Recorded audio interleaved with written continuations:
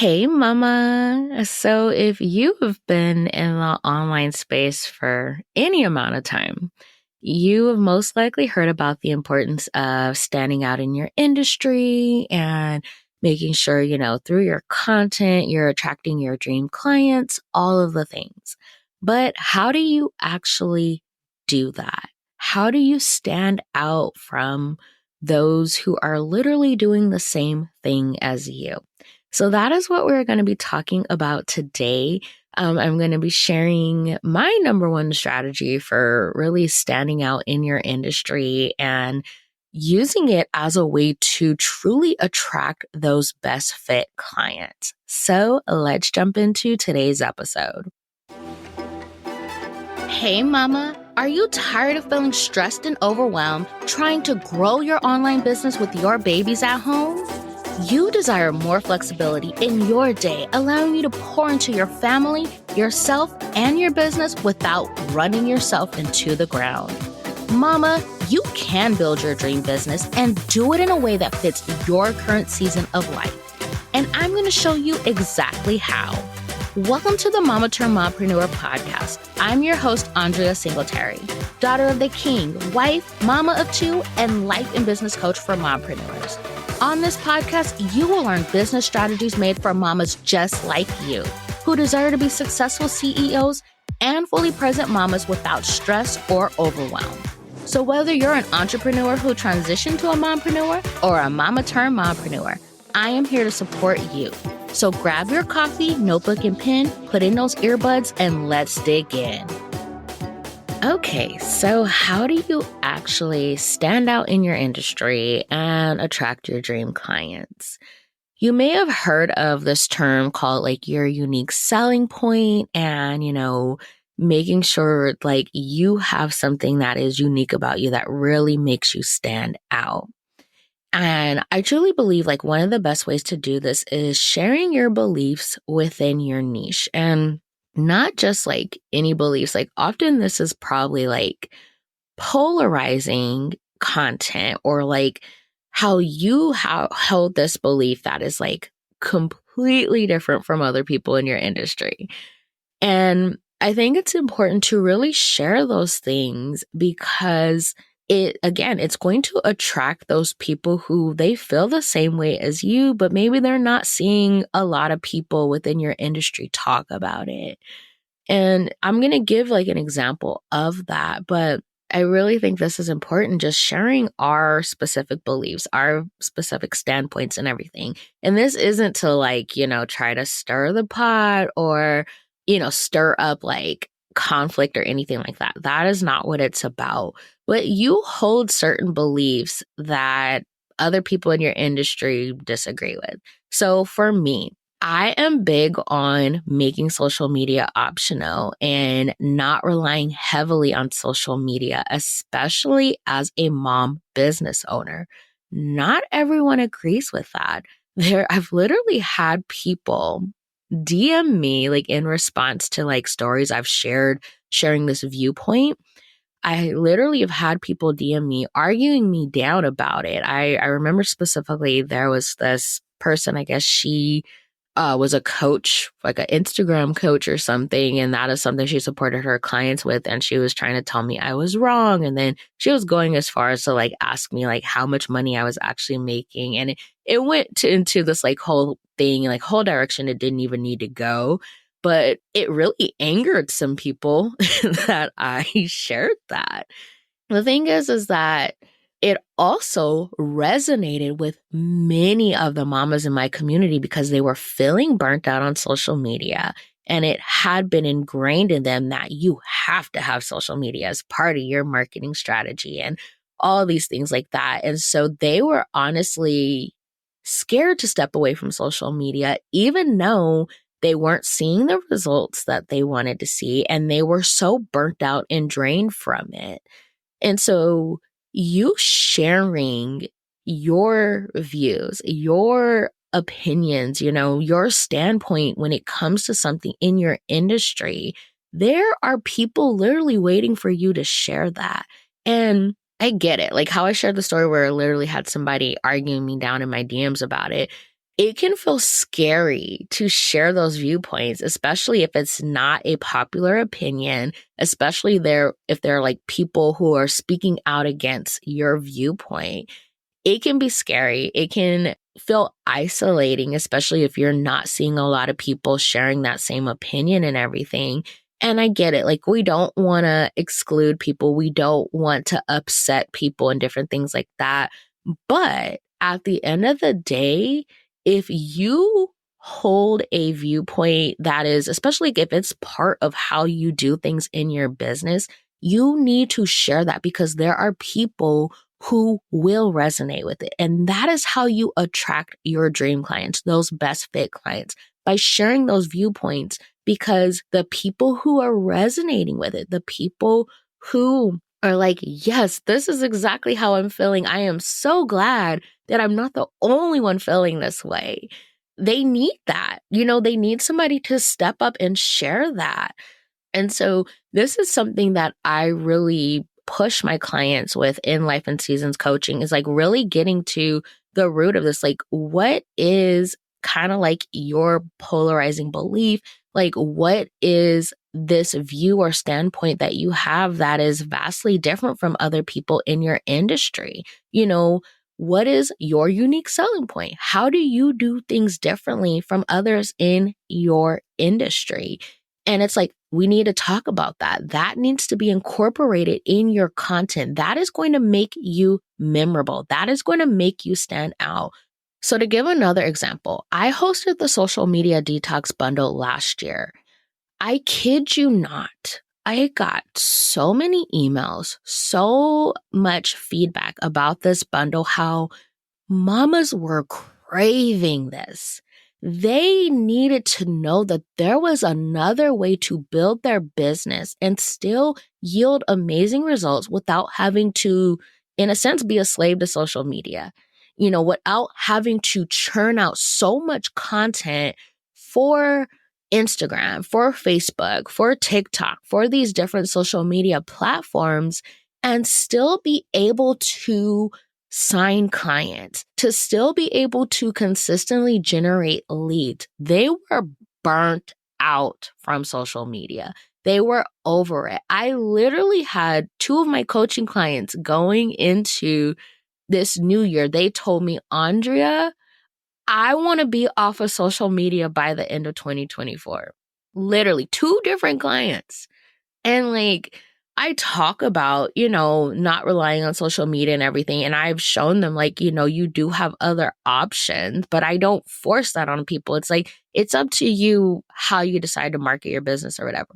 But they said that that was their goal. They want to be able to step away from social media, or at least be able to pick and choose when they post on it and not have it impact their business growth, not have it impact their lead generation, not have it impact, whether or not people are converting into their paid offers and programs. But it's like, it had to be talked about, because at least like when I first joined the online space, almost like it's 2.5 years ago or whatever, everyone was saying you had to be on social media. Like, it had to be part of your marketing strategy. It had to be how you connect with your community and different things like that. People weren't really talking about other options, or at least not being as vocal about it. And so I started out on social media, and it was fine, when I was a mom of one, but then I had my daughter and I didn't have the same capacity to record reels and create, weekly content for Instagram and all of these different things. I needed something that fit my current season of life, that made sense for where I was at in my life and with my business, especially as a solopreneur. And even like I shared this before, like I had hired a social media manager, and even working with her, like she was amazing, but like even she was seeing like just how the engagement would just drastically drop out of nowhere and different things like that. And it wasn't sustainable for me.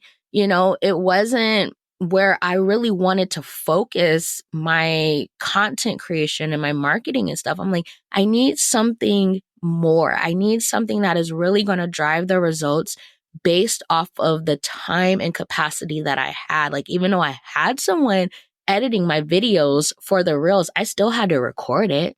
I still had to plan the content. I still had to give input and everything. And it was draining. It was exhausting. And so I was like, there had to be a better way. And so that is why I started my podcast. I really focused in on email marketing last year, and it has been a game changer.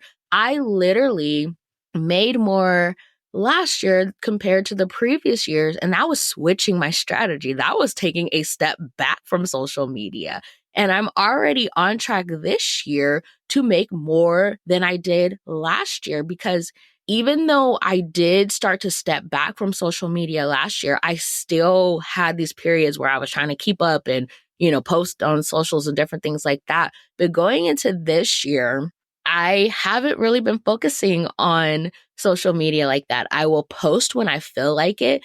And the content that I'm posting when I feel like it gets a lot of engagement. But my primary focus is my podcast and blogging and email marketing. And like I said, even with the blogging, I'm only doing like a actual blog twice a month, but I did tweak how I do my show notes, and I actually am including a little bit more written content in my show notes, so that way it's more of a blog format. I'm really focusing on leveraging SEO, getting more people over to my website, driving more people to my podcast, because that is what's working for me. I know I went on a whole tangent there, but what I was getting at is that I really started speaking out on moving away from relying on social media to market your business, and really talking about how it's not sustainable as a mom business owner. You do not have the time and capacity to churn out enough content to see the results that you want to see those conversions at a higher rate, at a quicker rate, to see that you're attracting those best fit clients. When you have little ones at home, and I'm talking kids 5 and younger, and it's more than one kid, you don't have the capacity for that. You don't. It's especially just with all the things that kids experience just in those younger years. You got the teething, you got to start potty training. You have, like, if you're breastfeeding, you got that going on. You got the leaps where they're not sleeping through the night, and it's just so many different things. And I was actually talking about this a little bit on Threads, where it's like, you literally, like, you can get a routine down and stuff, and then something like that will happen with your kid and it throws everything off. And I've gotten to the point where during the week, I work in small pockets of time, but I don't go into the week where it's like, okay, I'm going to get this done on this day. I'm going to get that done on this day, because it's literally how my weeks go are determined by my kids, like how things go with them. So that is why I have a dedicated day on the weekend where I have uninterrupted time to work. But it's like, I really had to look at, as a mom, what makes sense? What makes sense for this current season of my life? And that is why I really started talking about, you know what? We don't have to rely on social media to build our businesses. It's not the only way. There are things that we can do where we can create less content, but it's more effective because we are leveraging things like SEO. We are leveraging things like creating easy to consume content on the go, that my ideal listener, she would rather sit and listen to a 10, 15-minute podcast episode versus scroll my Instagram feed. Yeah, that's what I started talking about last year. And that really helped me stand out in my industry. Okay, so as I wrap up this episode, I really wanted to share how I supported one of my coaching clients through this, because she held these really strong beliefs in her industry, but she was holding back from speaking on it. And I think a big part of it was that she did not want to, in a sense, isolate herself or ruffle any feathers. But I told her, I was like, you hold these beliefs, and not just do you hold these beliefs, they're literally like drive how you support your clients. It drives your framework. It is part of your entire program. It is literally entwined in everything that you do and how you support your clients. So you have to talk about it. And yes, you may get people, and I didn't even say may, I was like, you will get people who are going to come back and say, I disagree with what you're saying, you're wrong, yada, yada, yada. But you're not there to serve them.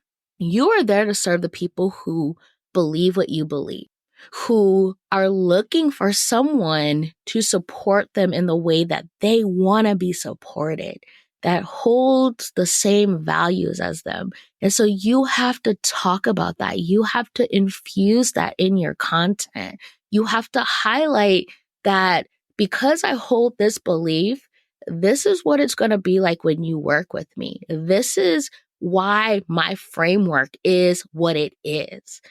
And it really helped her. Like, it was so amazing. Like, I'm thinking to our coaching call, and she was just sharing her heart when it came to like this belief that she holds. And I told her, I was like, girl, that is your next email to your list. I want you to write that right now and send it to your list, because that, if I was your ideal client, that would make me want to work with you, because you, like, I heard the passion in her voice and what she was saying. It resonated so much that, like, back when I would have been like her ideal client based off of like what she does and who she serves, that alone would have made me want to go work with her, because it spoke to me. It was exactly what I believed when it came to, you know, that specific thing and whatnot. And so this is why you need to infuse that in your content, because it is going to speak to the heart of your best fit clients. There are people, like I said, that hold those same beliefs as you, and they are literally continuing to look for somebody who is saying those things so that they can work with them, because they don't want to work with the people who don't hold the same beliefs as them, who don't, you know, like I said, like hold those same beliefs and view things the way that they do, because they don't resonate with them. And they already know that the strategies that that person is going to provide, it's not going to work for them, because that is not how they operate. So you figure out, what is it that you believe? What is your unique selling point? Like, how is it that you do things differently than other people in your industry? And it doesn't have to be like this super profound thing. Like I said, I simply just started talking about, hey, you don't have to rely on social media to build your business as a mom business owner. There are other options that are more sustainable. There are other options that fit your current season of life. There are other options that are realistic for you based on the time and capacity that you have available. That is it. That's not super profound. There are other people who talk about that, but I specifically talked about it as a mom business owner. I spoke to the mamas who were burnt out on social media and sick and tired of feeling like this was their only option to build their business. That was it. So figure out what is that for you and start infusing that into your content. And I promise you, you are going to start hearing from those people who are going to be the best clients, who are going to be your dream clients, because they're going to actually listen to you, because they hold the beliefs that you hold, and they know that you are going to help them to get to where they want to be. They trust you because they know you guys are on the same page with things. They know that you ain't going to come at them with something crazy that they have no intention of doing. So if you need support with figuring out what that is for you, this is what we do in Life and Seasons coaching. We figure out, what is your thing? What is your unique selling point? How do you do things differently than other people in your industry? And that becomes part of your content. That becomes like when you're writing your sales page, we infuse it in all of that. So that way you are attracting your best fit clients. So if you're like, yes, this is the support I need, head over to mompreneur.com/coaching to submit the application, and we will get started. So that way you can start attracting your best fit clients. All right, Mama, I'll catch you in the next episode. Well, Mama, that's a wrap on today's episode. Thank you so much for taking time out of your busy day to hang with me. If you enjoyed today's episode, will you do me a favor and follow the podcast and leave a review? Hitting that follow button and sharing your thoughts about the podcast are the best ways to ensure that other mamas like you find this show. Your review also lets me know if you're enjoying this podcast, so make sure to share your thoughts before you go. All right, Mama, I'll catch you in the next episode.